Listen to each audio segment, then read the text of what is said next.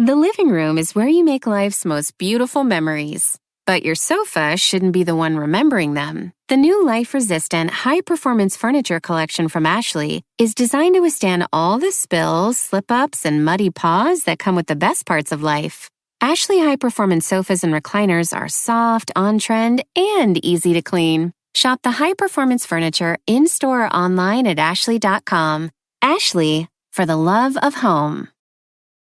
Before we get into today's episode, I want to give a shout out to our sponsor, PrizePicks. We have now partnered up the Late Show and PrizePicks. PrizePicks is the best and easiest way to play daily fantasy.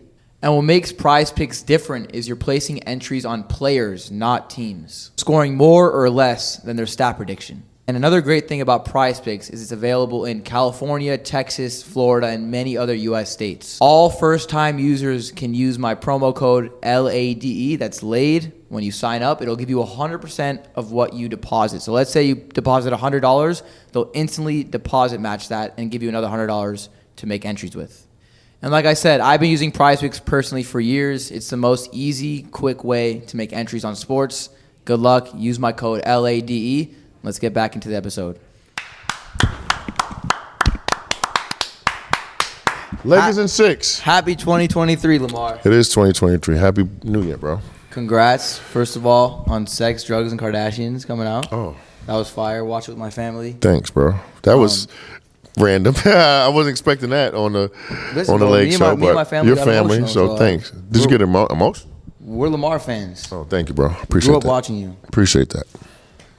Lakers. 4-1 in the last 5 games. 465 points.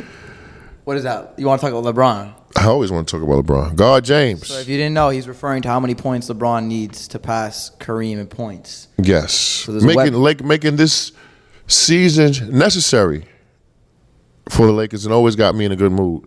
Even though we might not. The playoffs are right now. Do we make the playoffs if the playoffs started right now? No, but we are actually 1 game out of the play-in and 3 games out of the 5th seed. We're like 3 games out of the 5th game? Bro, that's the thing. That's how tight the West is? It's so bunched up. We're like the first. Clap it up for the West right now for being that competitive. Extremely competitive. Yeah. But that's what I was posting last night. Like we went 4 to 5. Yeah. And all of a sudden we're 1 game out of the 10th seed, which I'm not celebrating, but we are 1 game out of the 10th seed and 3 out of the 5th seed. But I like the way we're playing right now. So explain. Which is even better. Well, everyone's getting involved defensively and offensively, and right now the basket seems like it's this big for God James as he's cruising to this back-to-back 40-point games. To this incredible feat that he's about to capture. I'm hyped. I'm excited. Like I'm family. But how do you think that's possible? Like a 38-year-old, like no 38-year-old man is supposed to dominate like that. Well, obviously he has to be in shape. Think he's on steroids? No. My gosh, no. Obviously he works out. He got the workout machine. What's the workout machine that he has? I think tonal. Huh? Tonal? Yeah, I thought it was a porno the way it started, but the way the commercial started. But he got the workout machine and all that. He's in shape. Yeah. If you got that, so what do you think about last night? Because we were missing our top 3 scorers: Lonnie, LeBron, and AD. I was impressed by last night. You said you were supposed to go, but I was supposed to go, and then when I seen that LeBron and AD, of course, wasn't playing, I was like, okay, I missed it. But I'm mad at myself I didn't go. It was a great game. It was a great game. Everyone played together. Russell Westbrook, Dennis Schroeder carried us. Dennis, I need that every game, Dennis. You're supposed to be doing that every game because you had a great summer, Dennis Schroeder. So you got himself a contract. So I'm expecting that, like every game. Come with it. Follow what you did this summer. Had an amazing summer, and we're going to need Dennis Schroeder. We need it for sure. Played confident, like he was in charge. Chest was sticking out. Yeah. Doing everything. Hitting clutch free throws. Taking charges, but his change of speed is tough. It's impressive. That's his move. Like he'll look because it's not quick. Yeah, going this way and then boom, and cross up the next way to the hole. I'm a Dennis Schroeder fan now. We got to have him on. What's the importance of winning games on the road? Because momentum and in front of your home crowd, and especially coming off of a road trip, a 5-game road trip, and winning that last one, coming back. Well, confidence. And it shows that your team is tough when they're not being cheered for, you know what I'm saying? And when the crowd is against you. And, like in the old Sacramento, we used to have cold showers. Really? You know what I'm saying? Yeah. Wait. Like, for the opposing blocker, you guys didn't have warm showers? Sometimes. It should be cold. Just the setting is different. The rims are different. Everything is going against you. And it's just like nothing like kicking ass on the road. Did you guys look forward to it? Playing on the road, like big games like Boston? The real competitors on your team did. You know what I'm saying? You're in a hotel, you're on a bus, you're out with your family. Yeah, everything is different. The way you eat before the game, of course, is different. And shit, that's what just the toughness is just what's going to bring you out. Or we're going to have you, hide your tail. Right. Would you say there was less pressure playing on the road? Fans, like especially LA. I think sometimes for fans that are probably like playing in Philly and playing in New York, right? Where you're playing against, we have crowds that really understand the game, understand what's a good pass and what's a bad pass, what's a good shot and what's a bad shot. I will understand on the road, you probably feel like some kind of mental relief. Right. You know what I mean?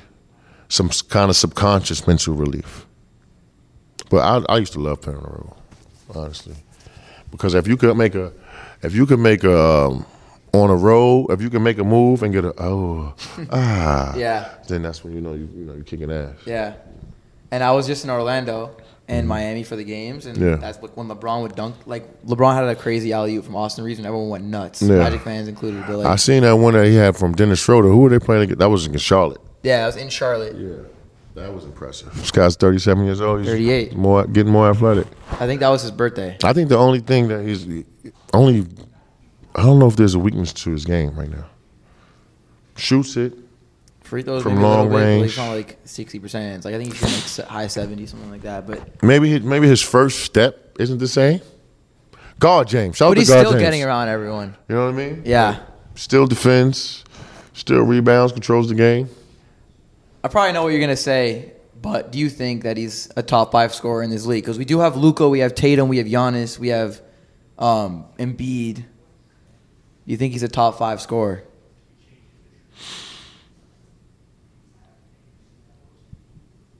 Yeah. I would say. I agree. Yeah, if there's, I don't think there's 5 more players. If I needed one bucket from, then I would want them to have the ball more than him. He makes it look so easy. Well, he's so strong and he's so much bigger, and quick. His IQ is what kills him. He's about to break the assist record as well. Whose? LeBron James. Break whose record? Who has the assist record? Isn't it Stockton? I think Magic, right? Well, he overtook Magic already. But for the assists? For assists, yeah. Shout out to Guard James. But back to Schroeder, what do you think he needs to do to continue playing like that? Because he gets his minutes, and obviously it's different with LeBron and AD. But what do you think he needs to do? Just be aggressive. When he has the time, when he has to pick his spots on when to be aggressive. When LeBron and AD are off the ball, right? That's his time to go. Especially I like him on the court with Russ at the same time. Russ was dancing last night. He was having fun. Yeah, he was dancing last night. And also Thomas Bryant. We definitely got to talk about him. He's been hooping ever since AD went out, grabbing boards, points. Well, yeah. If you play 2K, you understand how important Thomas Bryant is. Give a size, a quickness. I wanted to get your perspective as a big man. Block what shots. Do you think about him? But he's something. He's important because he's somebody that you don't have to run plays for. Right. And he still might end up with 18, 14 points. He does. He has been. You know what I mean? Put him in a dunk spot. Have him sit there. Do you think he should start when AD's back, or keep AD at the 5? I don't know. It depends on what they work out. What's AD? What's his injury? I don't even know what he had. Injury. It was a stress, a bone spur in his foot, and he avoided surgery, but he should be out at least a couple more weeks. Speaking of the injuries, I wanted to get your thoughts on load management, because you played in an era where that wasn't a thing. No. And now I don't understand it. I mean, if you really want to win a championship, you're gonna need 9 or 10 guys chipping in. I don't really understand it because you ask your best player to give him time off, but then you ask your player number 9, number 10 on your roster to not shoot the ball as much and not get as much accolades, but give it all they got. I'm on the same page as you. She's kind of asinine, but it's a different NBA. What worked for me might not work for you. What would you say to people that, like, for example, Kawhi, who say, I don't care about the regular season, like, get me the playoffs and I'll do my thing? That's cocky. You know what I mean? And I hope you can stand by it. And just remember that everybody's going to be a little bit more, you don't have the microscope on you. But I'll roll with it. You're going to have to deliver them. But your team is going to have to get there, and they're going to need your help to at least get there. So, let's take the Clippers, for example. They're going to make the playoffs. Yeah. And they've been missing Kawhi and Paul George. They're my favorite to come out the West right now. Really? I mean, I want the Lakers to do it. Obviously. Over the Nuggets? Yeah, because scratch that, not the Suns. Because of the claw factor. Right, but this is our point. Like, do you think it matters if he doesn't play in the regular season and load manages and rests the entire season? Do you think he'll just be able to, boom, I'm back in the playoffs, I'm going to go 100% now? I don't know. You know what I mean? He'll have LeBron, he'll have to prove that one to everybody, but that's hard to do. We'll see. Yeah. Talk a little trades. Obviously, we got to talk about Russ. He's been playing really well. When is the trade deadline? He's been thriving. I think it's in about 6 weeks, like mid-February. But he's always going to be the center of trade talks, and we have names like Zach LaVine, Bogdanovich. What do you think? Like, at this point, I know we've talked about it so many times, but like obviously our opinions and thoughts change week to week. Yeah. It's like, what are you thinking? Like the Lakers, they've won 4 out of 5. Do you think they should pull a trigger on trade, like for Russ to get like either LaVine or Buddy Hield, Miles Turner? Like people want to hear that. But what kind of year is Zach LaVine having? He's not having a great year. The Bulls are really struggling, and that's why people are talking about the Bulls, like or DeRozan and Vucevic. Yeah, they're not playing well. They have a losing record.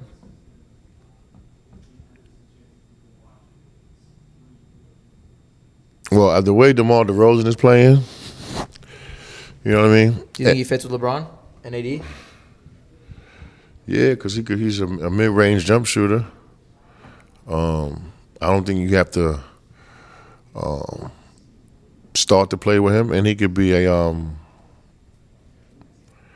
mid-range shooter. He's catch and pop from the mid-range. He's wet. And he's clutch. Like, we use him in late game. He's guaranteed. Yeah, he's tough in the late game, right? Yeah. Mid-range, he gets to a spot, raise up over you. So you don't think the Lakers should make a trade? Let's say, like, picks. At this point, I don't think much has changed. Like, we're still 10th, 11th seed. 12, 13 seed and looming in and out of the play-in. I don't know. I personally think that they should make a trade. Like, the Lakers? One common misconception that everyone has is that the Lakers, if they trade those last 2 picks, they have no more picks. That's not the truth. Those are the last 2 picks we can trade. We still have first-round picks and pick swaps with the Pelicans. Like, we'll have draft picks. Yeah. But we just can't trade them. But, I mean, I think they should do it. Like, make those trades, like, worst-case scenario, like, once LeBron retires, like, you can get those picks back, trade a star, and rebuild. Like, right now, we got to win. I still firmly believe LeBron can be the best player on a championship team. I think you can agree on that as well. Well, when the Lakers win the championship this year, he will be. So we'll see. If AD is back by January 20th, can this Lakers team escape the play-in and actually make a playoff spot? Well, the play-in is top 10, right? It's 7, 8, 9, 10. So if you get 6, you're locked. And so they are, where they at now, 12? Right now they're 12, but like I said, they're one game out of the 10. So if AD, and they're one game out of the 10. One game out of 10, 3 games out of 5. AD. Without AD. So if he comes back before January 20th, and right now it's the 5th. Yeah, if he comes back before January 20th, we'll escape the playing game. Probably falling like around 9 or 8, I'm thinking. And this is what everyone's saying. Like, if you don't want to see the Lakers in a 7-game series with a healthy LeBron and AD, which is not a given. Hell no. Even them. with this roster they have right now, you don't want to see them. What do you mean this roster right now? Without AD? No, with LeBron, AD, and Russ, roster, and right? the current roster. Yeah. You don't want to see them. Like, we've already beaten the top team. We've beaten the Nuggets, number 1 in the West. We've beaten the Pelicans. All we got to do is take care of the ball. We turn the ball over a lot. The shooting's not as bad anymore, but you know what I mean? we got to take care of the ball. And free throws. Can't beat teams if you Waffle House of basketball. You know what I'm saying? And what did you say about Phil? You said that, if the Lakers are missing all these free throws, that he would make the next practice like all about. Yeah, maybe probably just come in and probably just shoot free throws the whole effing practice. Because we're missing a lot of free throws too, which have cost us games. But I mean, it's exciting right now. Like we're playing solid. We've had some good wins. We got the Hawks tomorrow, and AD should be coming back soon. LeBron's playing Hawks tomorrow crazy. at home. Hawks tomorrow at home. We just beat them in Atlanta. But yeah, we just gotta keep stringing these wins along. Like we don't really need to care about where exactly we are. We're technically 12 seed. All you gotta do is worry about how you playing. Just win. That's it. Don't worry about seeding or anything like that. Just win. Game to game.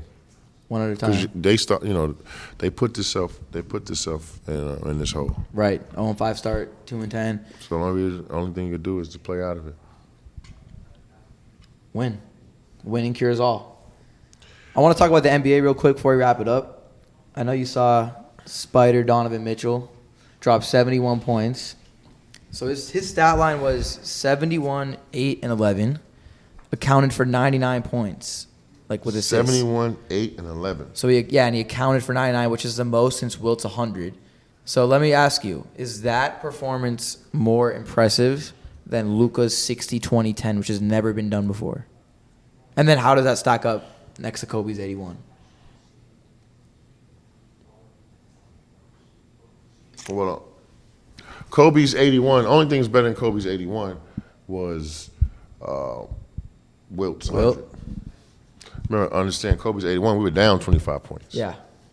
You know what I mean? Luka had 60, 20, and 10. That was against the Knicks? Yep. That was a close game, too.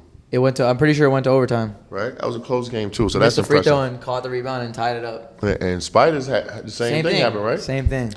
So those are both impressive, but I would take Kobe's over that because we were down Right. 25. I mean, But them being overtime games, that's pretty impressive. bro, Luka, they were down 9. They were down 9 with 45 seconds left. If you talk about, the competitiveness. Right. So that's what I'm going to say. They were both Kobe-like.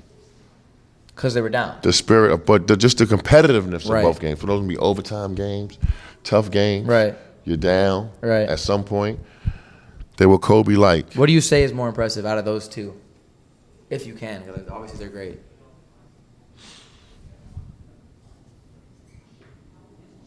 It's tough. Luka 60, 20, and 10. I would say the same. Because I'm a grit man. Rebounding? Yeah, so for his 20 rebounds, let me know he was mixing it up. Right. Offensively and defensive rebounds. 20's Fuck the ones that come from like the guard rebounds that you get at the free throw. I'm saying, just from having a good sense of where the ball's going to come. Right. I'm pretty sure he was. How tall is Luka? 6'7"? 6'8"? 6'8". Pretty sure he was mixing up a little bit. Yeah. So I'm gonna say the 60, 20, and 10. Can't go wrong. But no, it's been fun. NBA's Luka's been my fun. second best player next to LeBron James. Right now? Yeah. He can win MVP. But it's been exciting, and both conferences are very tight with first to 8 seed is matter of 4 or 5 games. So there's a lot that can happen. God James. I want to finish it off with one question. James. I want you to think about it God nice James and long. wins. Who is the most underrated player in the NBA? And really think about it. Underrated Right now? right now. And when you were playing that no one really talked about, because that would be fun too. Well, when I was playing, Zach Randolph. I knew that was coming. Right now, I don't know. I'll probably have to get back to you. Next episode? Yeah, maybe next Start episode. Start off with the next episode? Yeah. All right. Have to go home and turn on the Apple TV and for a week and watch some players. Most underrated. Yep. All right. Save it for next time. That's Next a wrap. time. The All Late right. Show. We'll catch you on the next one. The living room is where you make life's most beautiful memories. But your sofa shouldn't be the one remembering them. The new life-resistant, high-performance furniture collection from Ashley is designed to withstand all the spills, slip-ups, and muddy paws that come with the best parts of life. Ashley high-performance sofas and recliners are soft, on-trend, and easy to clean. Shop the high-performance furniture in-store or online at ashley.com. Ashley, for the love of home.